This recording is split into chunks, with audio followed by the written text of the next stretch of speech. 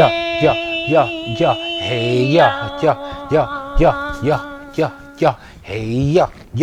you trying to be blue like me? yeah. I didn't know you had on blue. You fucking liar. I didn't. I came down the stairs, you looked right at me, and then you went back upstairs. I didn't know you had on blue. My bad. For real, I wanted to match the couch. That's a fucking lie.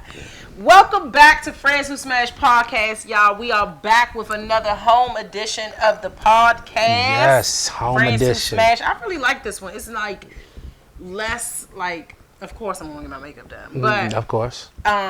It's like you don't gotta get dressed up, basically. Yeah, I don't gotta go anywhere. I don't gotta pack stuff in the bag. Yeah, that's a lot. You know. It's a lot. I know you know. I love it. I know you do. I love it. However, we do miss Spizzy, so still shout out to Spizzy. As always, shout out to Spizzy. They have 2 locations, one in Brandywine and one in Camp Springs. You can follow them at Drink Spizzy on Instagram. Make sure you go follow them. Make sure you go get you a smoothie, a patty, all of the things. The vegan waffle with the bananas. I really want one of those. Those are so good. That actually sounds really good. It sounds really good. What time they close today? 7. We done. We done. We done. All right. So I wanted to talk about like just random things. Just ask you random things. Okay. And I want you to just give your honest opinion. You sure you want my honest opinion? Don't start this shit. I'm just asking. I don't, you know. No, I want you to lie. All right. I think I do better. Come on. All right, go ahead. I'll tell the half truth. I quit. Come on, man. I'm quitting the podcast. Seriously, I'm going to quit this podcast one day. All right, go ahead. You want to go ahead and quit? Go ahead and ask me the question. Okay. Do you think people can change when they love someone because that person wants them to change?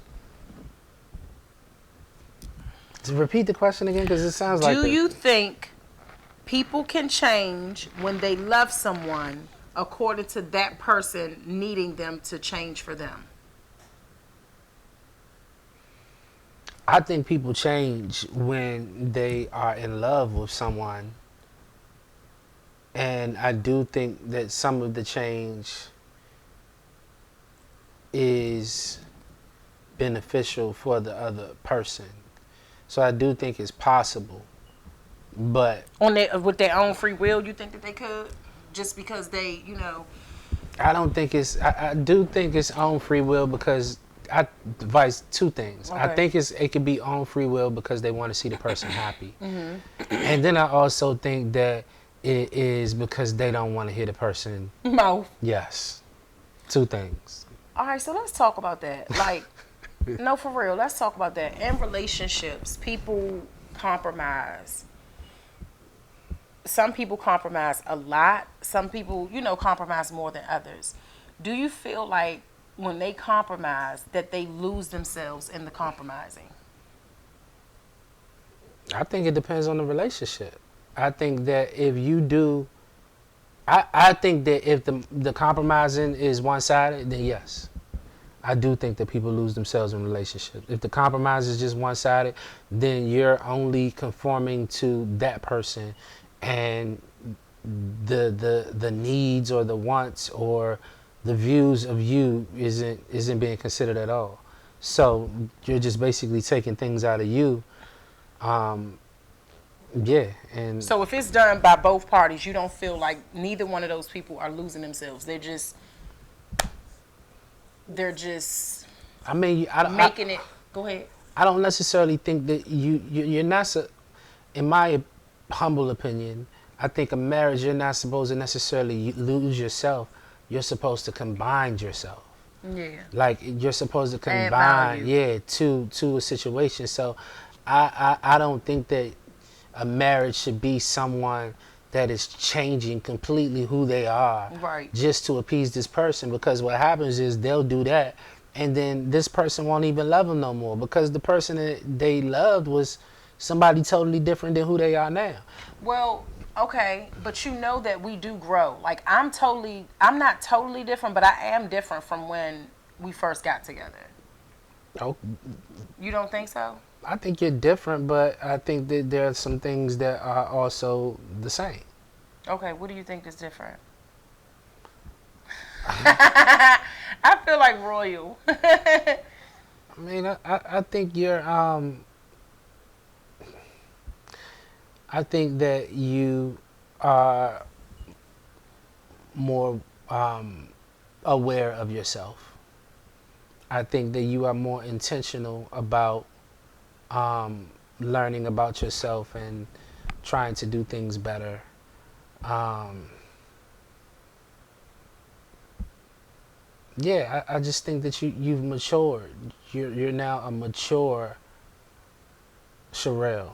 You know, I think that you care less about what people say. You know, um, yeah. So I was looking at this clip on Instagram. I was trying to find the clip, and they were talking about people in relationships compromising, right? Hmm. And one of the guys on there was saying, this is the first I've ever heard. He was saying how he doesn't want his woman to compromise because that'll show a sign of weakness in a strong black woman. I've never heard that before, ever.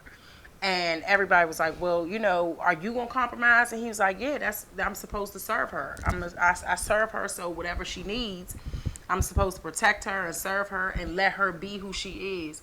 But if she starts to compromise, then that's gonna show me a sign of weakness in her, and I don't want a weak woman. First of How all, do you feel about that? I think we put all of these um, adjectives on things. I think we put wrong adjectives on things. I think it takes a tremendous amount of strength to compromise. I think so too. You know what I'm saying? It takes, you have to let go down. You got to let go your pride and your ego. You know what I'm saying? Like that shit is You got to be hard. extremely uncomfortable. Yeah, that And shit is. in being uncomfortable to compromise for the person that you're with, you got to not take it out on them. Yeah. So it's so many different levels to compromising. And even like I hear people say, well, if you love a person, it won't take you nothing to compromise. That's so fucking false. Yeah, I don't agree with that either. Because just like you said in another episode, you were saying how you come from two totally different families, two totally different backgrounds, two totally different ways of living, of doing life, of doing family. Two totally different piles of trauma. Yes. So when I heard that, I was like, oh my God, I thought I saved it on my Instagram. I didn't save it because I wanted to play it. And I didn't save it. And I'm so mad that I didn't save it. I think, was it?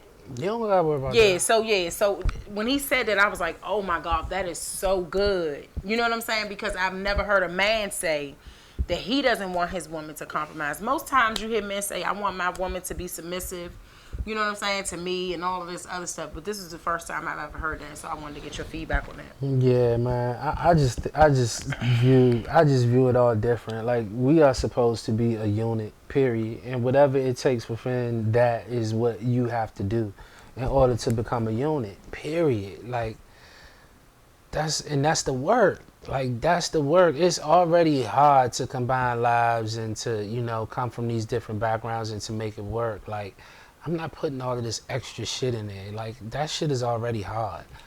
How do you feel about like regaining trust in relationships? I know how you feel. I feel like we look at it kind of different, but do you feel like regaining trust in relationships is a tough thing for you to do, or do you even consider it, or you just let it be? What do you mean, like regaining trust? Why did I lose trust? Yeah. Okay. All right. So say, and I don't want to use us, but let's just use us. Something happens, you lose your trust in me. Do you think that you would work towards regaining your trust? Because all right, let's just say this. There's a lot of marriages out here that, not just infidelity, but just finances, different things, you know what I'm saying? And they have to regain trust for that person. Do you think that that's a hard thing for people to do? And they just say, fuck it. Some people just say, fuck it, I'm getting a divorce, I'm out. Yeah, I think, but I think that that's personal. Like, just because it's easy for me doesn't mean that it'll be easy for somebody else. I think it's easy for me. Like, it's easy for me. I know that I'm not perfect. I know that I have some growing to do. And, and I extend that grace to you. You know what I'm saying? And that's just what it is. And so if we don't get it right now, then I have trust that we will get it right eventually. So I want to challenge you on something. Hmm. So you do have a hard time letting things go. You suppress it, you hold it in, you have a hard time letting it go. How would that work with you with the trust situation? Do you think that will come with just continuing to go to therapy? Like, you know what I'm saying? Because I'm sure it's people out there that have that same issue. So I have a hard time letting go when I feel like what I am talking about isn't acknowledged. If what I'm talking about is acknowledged and it is approached in a sincere way of, like, I understand, this is what I'm like, we talked about another episode, like, I get it. This is what we need to do to make this, better, or blah, blah, blah. Then I'm cool with it. You know what I'm saying? Like, I have a hard time letting it go when it's just not acknowledged and it's not spoken about. I don't have a hard time letting it go if it's acknowledged and, we can move on from it. That's not a problem for me. In my opinion, that's not a problem for me. okay. So for me, I think that regaining trust means that I am, and this is just like friendships, everything, like business, everything. Mm-hmm. For me, I'll forgive that person, but I don't think that I would ever trust them again. That's just how I feel. I don't feel like I want to even work towards regaining trust for somebody that did some wild, fucked up shit to me. I think that I could just forgive them and we could just move on. You know what I mean? Like, it's just, I feel like that'll be so much to try to do it. And I will feel like, I know I will have this feeling of like, no, this person gonna do this shit again. I'm not, I mean, and that's not with me even knowing that they would do it again, but just, I think the shock of being hurt by them would, for me, I'm a runner. Like, I'm like, well, I haven't ran in a long time, but not physically. I did not say anything. You don't have to. I You didn't have to smug. I did not have the smug. I was just looking at you. Wait till you. I controlled my face. I was just looking. I was just like this. That's a fucking lie. Wait till you look at this. You tripping. Okay. All right. You were smiling, looking at me. Go ahead. And so I think that to protect me, I'm not even thinking about regaining trust. All I'm thinking about is just being specific about forgiving them in the spirit. And I think that is exactly why we're different. Because, and even when we were dating, I was saying this, you can't stop yourself from being hurt. Just because this is the person that you decide to walk away from because that person hurts you, doesn't mean that the next person that you felt like you trust or whatever is not going to do the same thing. So I get that, but this person I'm walking away from him. So for me, like, I would agree with the walking away part, but if something in me tells me that this person is sincere and then I will, I will give it a shot, but I will be very, like, protective. You know what I'm saying? Until I see that it seems right. And it's probably a detriment to me in the past anyway, because, I trust people until I can't. You don't trust people until you can. Like, those are just the two different forms. That's definitely us. And I don't have a problem with that, because ultimately, like, I know that I'm going to be straight. I know that God got me. I know that in the long run, I'm going to be taken care of. I mean, I have those thoughts too. And I also think, I know God got me. I'm going to be good. I don't need this person. Like, and so I think that's how I think about it. You know what I'm saying? Like, I don't need this person. I'm going to be good. God got me. We good. Deuces. Yeah. You know what I'm saying? Yeah. Let's talk about our play. We haven't talked about our play. The play is in two 2 months. Yeah, October the 30th. October the 30th, Views from Forever. Yeah. Let's tell the people how we came about the Views from Forever. I don't think we did that yet. We were in the bed one day and we was just joking around. I can't remember exactly how it started, but she came in and she was acting like somebody. She was acting like a thug at first. And then I just started, if I'm not mistaken, throwing scenarios acting like out. a lesbian. Yeah, I said act like this or whatever. And so then she started acting like a lesbian that's been hurt by the church or whatever. And she got so into it that she started crying. You know what I'm saying? She started crying. Like I was just so impressed by how the skills were. Like it was just so amazing to me because she's never acted before. I don't even know she had aspirations of acting. And just the fact that she did that, I was like, yo, this is dope. So I was in some plays where I had some significant roles where, it really like pulled me. And so we started and then we used to be on Instagram and we would do Alfred and Cheryl. Just all of a sudden she'll get on there and then she'll start talking like an old lady, and then I'll respond as an old man. And so we would just do little impromptu skits on Instagram or Facebook or whatever that wasn't scripted out or nothing. It was just, she'll just start talking. I'll just take my phone and I'll be like, Alfred? I'll be like, oh, Lord. Yep. What do you want, Cheryl? And then it just went from there. But, when we first got married, people was hiring us to come and be relationship experts. And we don't consider ourselves relationship experts. We don't consider ourselves coaches. We don't consider none of that. We just feel like, we know certain things that, we can give to other people, but at the same time, other people can give us stuff too because we still working, right? So we did not like sitting on a panel telling people how to love each other, like telling people how to marry. Like it just felt uncomfortable. So we was like, well, what can we do to give them this information, but give it to them in a different way? Right. And then we came up with the play. So then I just went and I wrote the first scene, and then I wrote the synopsis of the other scenes. And so then we went and got writers.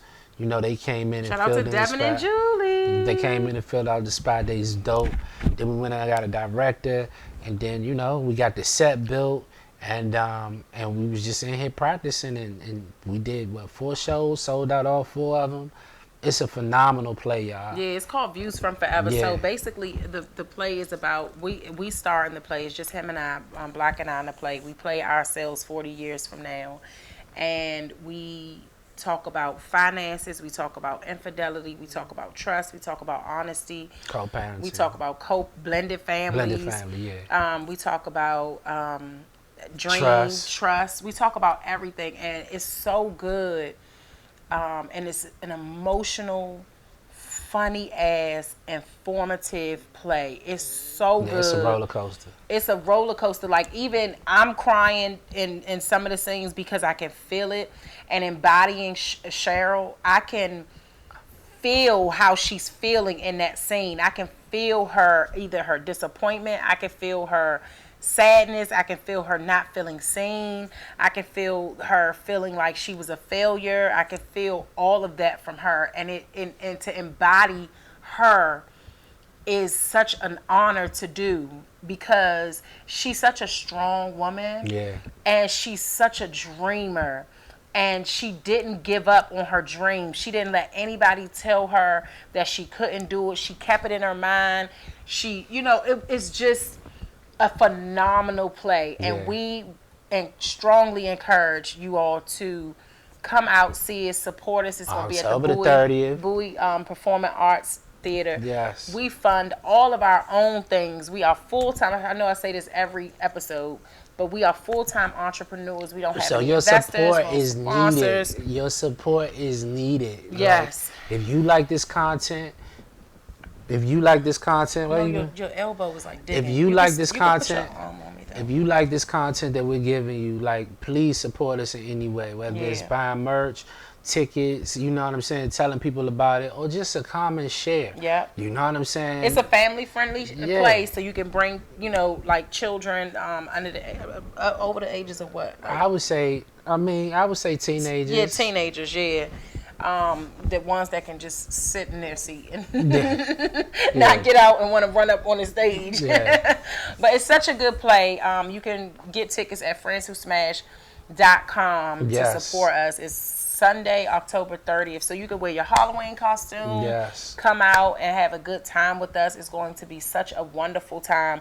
Also, that play came at a time that was so good for Black and I, because we would have to rehearse and we would be beefing so heavy. I know y'all be saying this like, they be beefing. They be beefing. We beef, yeah, we do beef, but we have such a great time. Like the great times outweigh the beefs. Right, we do beef, but as y'all see, yes, y'all have seen us beef. But the play came at a time where we were beefing heavy, and we would have to push through all of that and still act, still show love. As we never beefed when we had to do the play, but we beefed a lot during rehearsals. I wouldn't even say a lot, but not a lot, but we beefed a lot. We beefed during the rehearsals, in which we had to rehearse, and I had to, you know what I'm saying, be touchy-feely and all that shit, and I ain't feel look each other in our eyes. Oh my God, we have so many look into my eyes moments, and I'm just like, I don't want to look at this motherfucker. It used to blow me. Like, but towards it, like, that was therapy too. So. But I think that's what I was saying. Like, so even though we had to do those things, it was like being in therapy, and it was like we couldn't run. Yeah. And it was so crazy because on certain days we would rehearse about not trust or honesty, but like communication or something, or blended families, because we've struggled with that. Thank God we are in a much better place with blended family, with our blended family. I feel like we are in a much better space. I would agree with that. I feel like we are in a much better space with the way we parent. You know what I'm saying? The grace that we give one another with parents, and I feel like we're in a much better space with that. And so, in those moments when we would have an issue with like blended family stuff, oh my God, and we would have to rehearse the scene, I would cry because of some of the things that we had to say to one another. It was actually happening in real life. And so the play really does embody our real lives and real situations that you go through in relationships. Yes. Real life situations that you go through in relationships. All right, let's go to memes. I'm gonna read you some memes. These dumb memes. Read you some memes. Hold on, I got them. Dumbass memes. Hold on. They're not dumb. They're good. All right. What does that mean? What does that mean? What does that mean? You was my dog. You let something we could have talked about ruin our bond. Yeah. Oh, this is a good one. I feel that one. Yeah, I feel that one like a lot. That one honestly almost brought me to tears. There are so many people, and I know people like, just let it go, but there are so many people that I still grieve, you know? Like, I grieve these people because it's like, a simple conversation could have just eliminated all of these years, all of this time that we didn't talk. Let me ask you a question, though. Do you think that in some of those situations, or in situations in general, that maybe you also avoid the conversation? Yeah, I know I've avoided, well, not lately I haven't. Yeah, I stopped that. Oh, sorry. Not lately I haven't. Lately I've tried to have a conversation, and I get people's asses to kiss. Reaching out, texting, calling, everything, and I get people's asses to kiss, or they just don't like. I get the ass to kiss, they ignore. You know what I mean? And I feel like it's. What do you mean ass to kiss? Do you mean that basically they just like ignore? Yeah. Why does that mean that they want you to kiss their ass? What if that meant that they just wasn't ready, or I look at it as like they kiss felt my that- ass. Okay. Yeah, that's how I look at it. I look at it like kiss my ass. And so, you know, in some situations in the past, yes, I was the one who could have just had the conversation.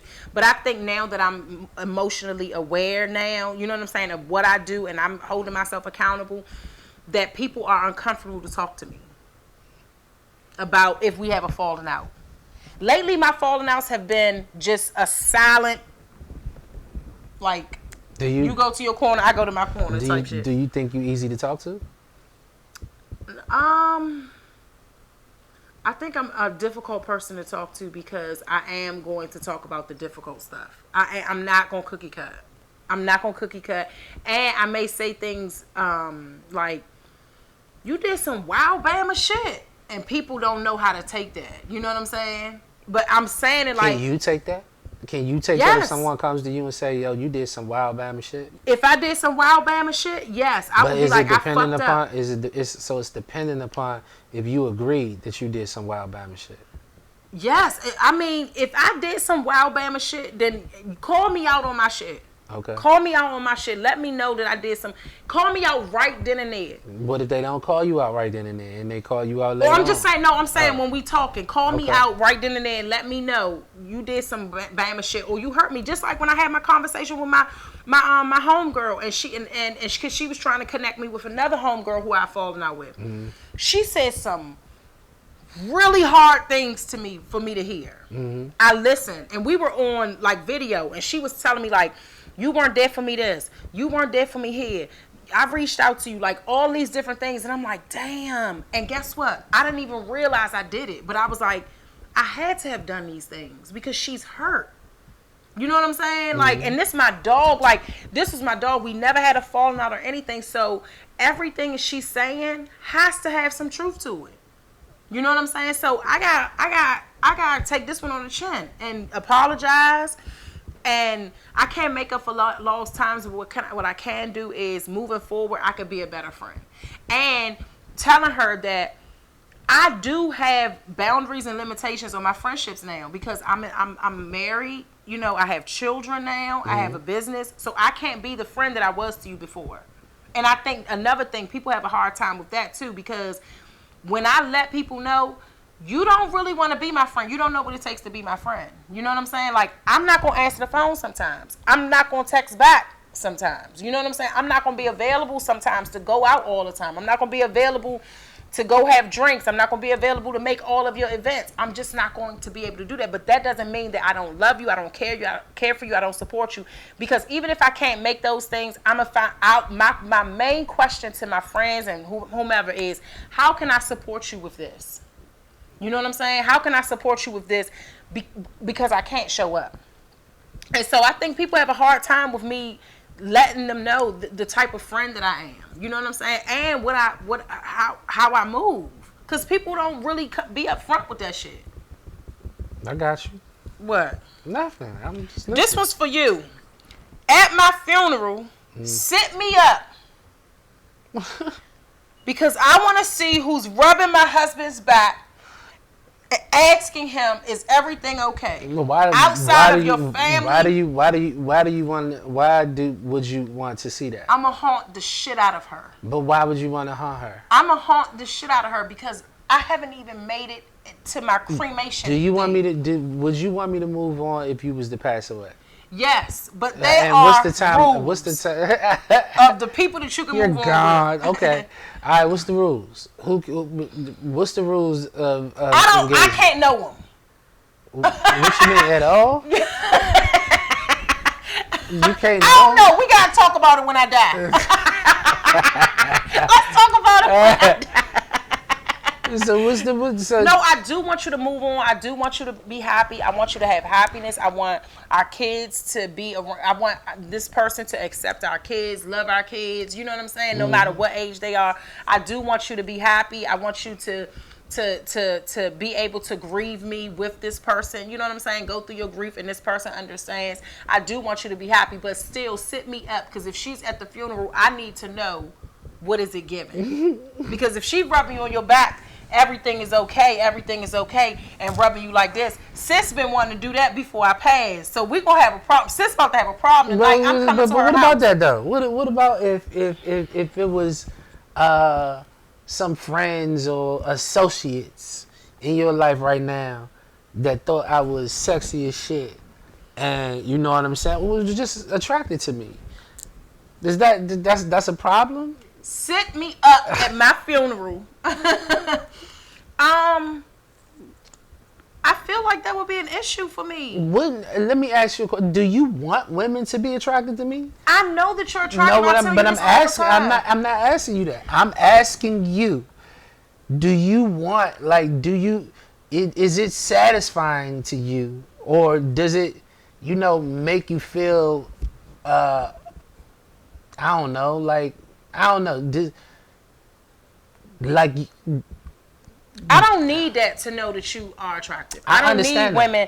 I don't need women to find you attractive for me to know that you're attractive, because I'm not gonna be with somebody that's not attractive. But I'm just saying, like, I don't need that. That doesn't help my ego or my pride to be like, oh yeah, everybody on my nigga, I got the baddest. That doesn't make me feel like that. I don't need that. I don't need that type of confidence booster. I already know who I got. I know who I chose you. I chose you. So if I chose you, you good. You good. I don't need to know if this woman thinks you good or this woman thinks. I don't need to know that. I don't need to know that. And if I do know that, it's going to be a problem. It's going to be a problem because you know how I am. What's that? Like, I don't want to know that shit. I don't want to know if who think you attractive. I don't give a fuck. They talk about that in their group chats with their friends. I don't think they're going to say it, but you know what I'm saying? Yeah. You trolling and me. I chose you. You didn't choose me. I chose you. Let's be clear. Oh, okay, here we go. No, I chose you. No, I chose you. No, I chose you. I chose you. I chose you, respectfully. In order for the sex to be lit, at least one of y'all had to be a hoe before. Do you agree? I think in the beginning, yeah. But I think that if neither one of you were hoes and both of y'all was just regular, then I think that both of y'all will eventually be hoes. Why? How did you think that? The person that teach you to be a hoe? Nah, I'm saying I think y'all would learn together. Like, what, to be a hoe? Yeah, if you married, or you talking about, but we're not talking about marriage. We just talking about in general. Yeah, in general. Yeah. Yeah, so somebody had to have the experience. Somebody had to have some kind of experience. Somebody had to be or both. Out in these streets. Yeah, it had to be, or both. You know? But for real, two people that was just regular had sex, they probably think that shit lit. Oh yeah, you right. Because they ain't never had crazy sex nothing before. else. Yep. All right, one more. All right. Hold on. Damn. Oh God, where is it?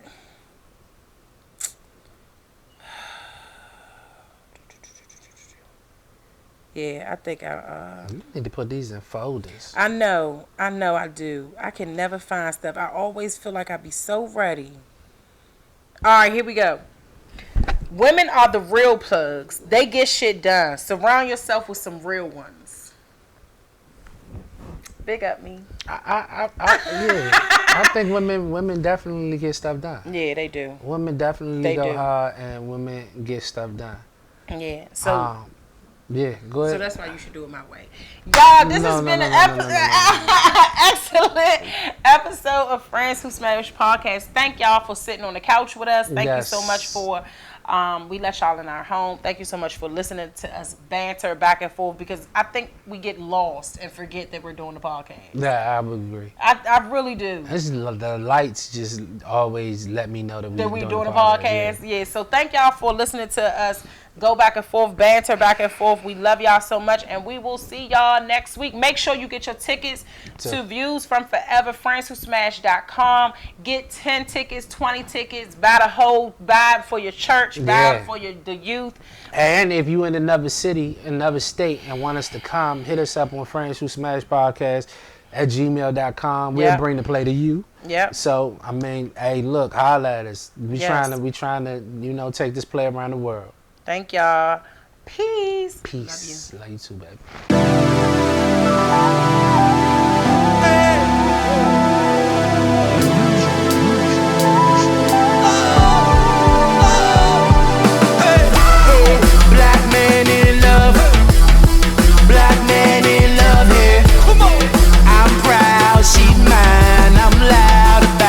'cause I love